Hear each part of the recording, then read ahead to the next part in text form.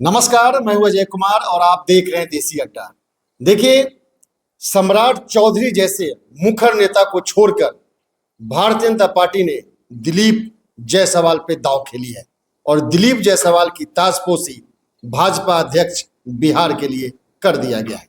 आखिर दिलीप जायसवाल में ऐसा क्या दिखा कि विधानसभा चुनाव से ठीक पहले इतना बड़ा दांव दिलीप जायसवाल पे खेला गया? आइए इसी विषय पे चर्चा करते हैं राकेश तिवारी से। राकेश जी नमस्कार। धन्यवाद आपको। ऐसा क्या दिखा कि इतने शांत प्रिय नेता दिलीप जायसवाल पे भारतीय जनता पार्टी ने चुनाव से ठीक पहले इतना बड़ा दांव खेला है? देखिए, दिलीप जायसवाल बिहार के वैसे नेता हैं बीजेपी के जो कभी विवादों में नहीं रहे। अपना कार्य वो करते रहे हैं। 20 वर्षों तक बीजेपी के कोषाध्यक्ष रहे हैं और पार्टी और संगठन में उनकी स्वीकार्यता रही है। आज मैं आपको वो 4 पॉइंट बताने वाला हूँ जिस कारण दिलीप जायसवाल को ये जवाबदेही दी गई है। अब जिस कारण से उन्हें ये जवाबदेही दी गई है उस कारण में वो कितना सफल हो पाते हैं ये तो विधानसभा चुनाव के दरमियान पता चलेगा, उसके बाद पता चलेगा कि पार्टी को कितनी सफलता मिली। लेकिन पार्टी ने जिस रणनीति के तहत इन्हें बिहार प्रदेश का अध्यक्ष बनाया है उस पर आज हम चर्चा करेंगे। तो जो सबसे पहला बिंदु है जिस पर दिलीप जायसवाल पर दांव खेला गया है वो ये है कि दिलीप जायसवाल संघ और शाह दोनों के करीबी है। दिलीप जायसवाल की गिनती संघ के कट्टर कार्यकर्ता के रूप में होती है। अमित शाह से भी दिलीप जायसवाल की नजदीकी है। संघ से जुड़े हुए के कारण सरस्वती शिशु मंदिर और वनवासी कल्याण केंद्र में भी इनका गहरा जुड़ाव रहा है। और जब दिलीप जायसवाल इन जमीनी संगठनों से जुड़े हैं तो समझिए कि जमीनी स्तर पर इनकी पकड़ मजबूत है कई जिलों में।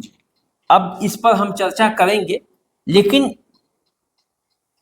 संघ और अमित शाह की नजदीकियां दिलीप जायसवाल को प्रदेश अध्यक्ष के कुर्सी तक ले गई, क्योंकि ये बात भी चल रहा था कि बाहरी और रियल कार्यकर्ता, मतलब असली जो संगठन से जुड़े रहे हैं पूर्व से, और एक जो बाहर से किसी पार्टी से आकर शामिल हुए हैं, उनके बीच भी एक मनमुटाव चल रहा था।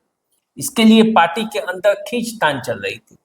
उसको भी इससे विराम मिलेगा, क्योंकि दिलीप जायसवाल संघ के कार्यकर्ता हैं, न कि किसी दूसरे जगह से आयातित नेता है जी। तो ऐसे में ये पहला पॉइंट जो है, पहला दाव दिलीप जायसवाल का ये मजबूत था। दूसरा जो है, दिलीप जायसवाल के पास संगठन का लंबा अनुभव है और संगठन में उनकी स्वीकार्यता है। आप जानते हैं दिलीप जायसवाल लगभग 20 वर्षों तक बीजेपी के कोषाध्यक्ष के पद पर काम कर चुके हैं। दिलीप जायसवाल कोषाध्यक्ष रहते हुए फंड जुटाने और फंड को खर्च करने का अनुभव रखते हैं। उन्होंने जब वो कोषाध्यक्ष थे, उन्हीं के रीजन में बीजेपी का हर एक जिले में पार्टी कार्यालय का निर्माण हुआ और पार्टी के कार्यकर्ताओं को एक रहने का, एक बैठक करने का, एक पार्टी को चलाने के लिए एक निश्चित ठौर मिला। अब आप दिलीप जायसवाल को समझ सकते हैं कि कितना वो अनुभव रखते हैं संगठन के कार्य करने के लिए, और हर जिले में उनका पकड़ कैसे होगा जब हर जिले में उन्होंने कार्यालय तक का निर्माण करवाने में फंड जुटाया और उसका खर्च कराया, तो आप समझ सकते हैं।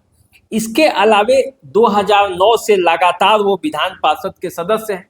पहली बार वो 2024 में उन्हें राज्य में मंत्री भी बनाया गया है और ऐसे में उनके पास जो है कार्य करने का संगठन में लंबा अनुभव है। पार्टी के सभी नेताओं से उनका बेहतर संबंध है, क्योंकि वो गुटबाजी में नहीं रहते।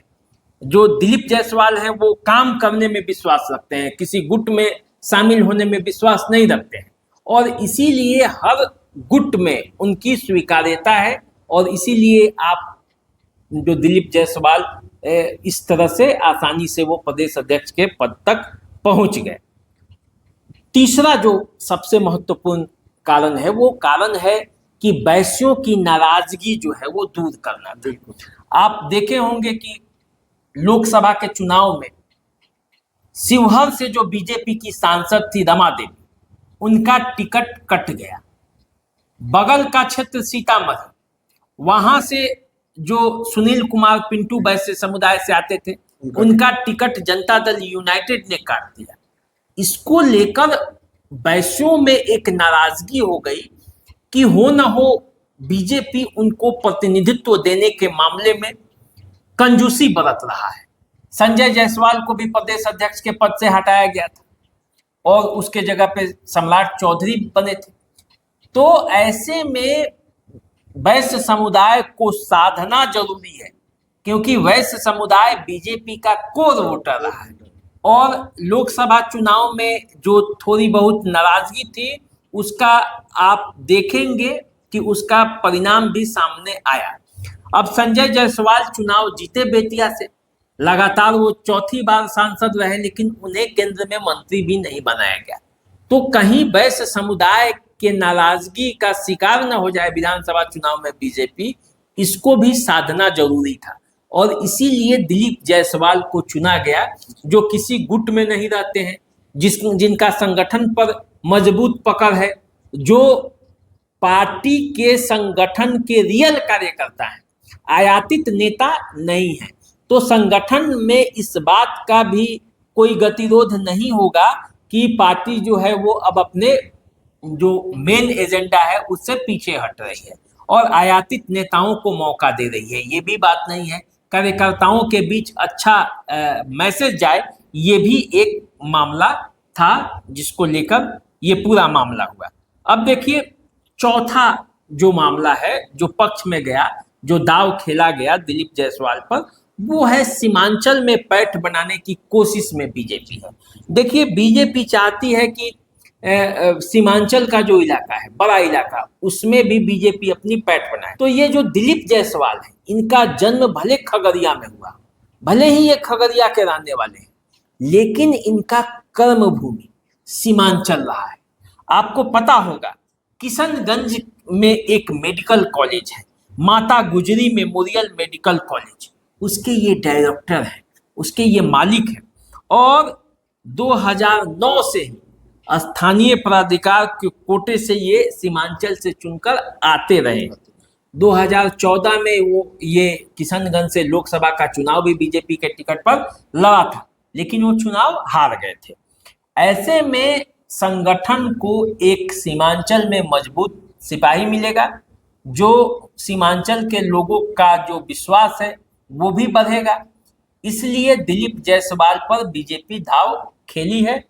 तो कुल मिलाकर आप ये कह सकते हैं कि ये 4 पॉइंट है जिसके चलते दिलीप पर दाव बीजेपी ने चला है। तो ये तो राकेश जी दिलीप जायसवाल की जो क्षमता है और उनकी जो कार्यशैली है उसके बारे में आपने दर्शकों को बताया, लेकिन डॉक्टर संजय जायसवाल के कार्यकाल में बीजेपी का जो परफॉर्मेंस था वो काफ़ी बढ़िया था।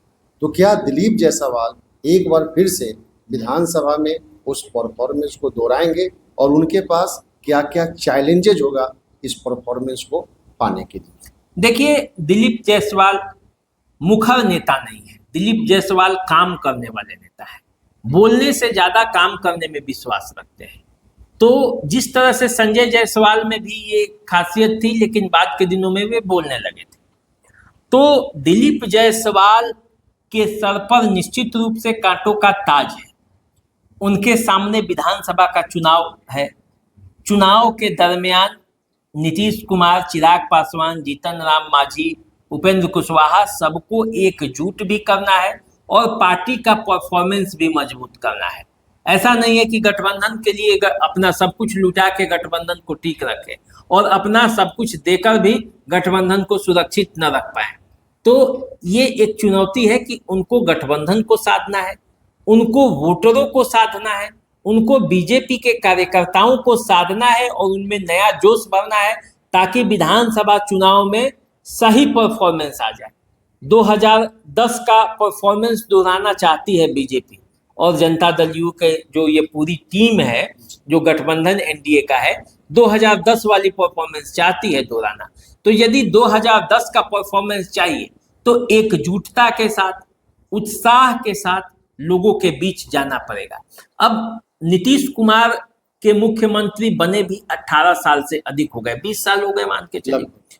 तो 20 सालों के कार्यकाल में एनडीए के खिलाफ कुछ एंटी इनकम्बेंसी भी लोगों में आई है। अब उस एंटी इनकम्बेंसी को दूर कर किस तरह से नए योजनाओं पर काम करके दिलीप जायसवाल बीजेपी के चुनावी नैया को पार कराते हैं, यही सबसे बड़ी चुनौती है। और इस चुनौती को यदि दिलीप जायसवाल पार कर जाएंगे तो समझिए कि वो बिहार के एक बड़े नेता के रूप में उनकी गिनती शुरू होने लगी। तो ऐसी चर्चा है कि दिलीप जायसवाल जितने शांत है, जमीनी हकीकत में वो उतने ही उनकी पकड़ मजबूती है। और दिलीप जायसवाल के सामने कई चैलेंजेस भी हैं, पूरा बैस समाज को एक करना और जितने भी एनडीए के सहयोगी दल के नेता हैं उनके साथ भी मिलकर काम करना। तो दिलीप जायसवाल इस विधानसभा चुनाव में क्या जलवा दिखा पाते हैं, ये तो आने वाला समय बताएगा।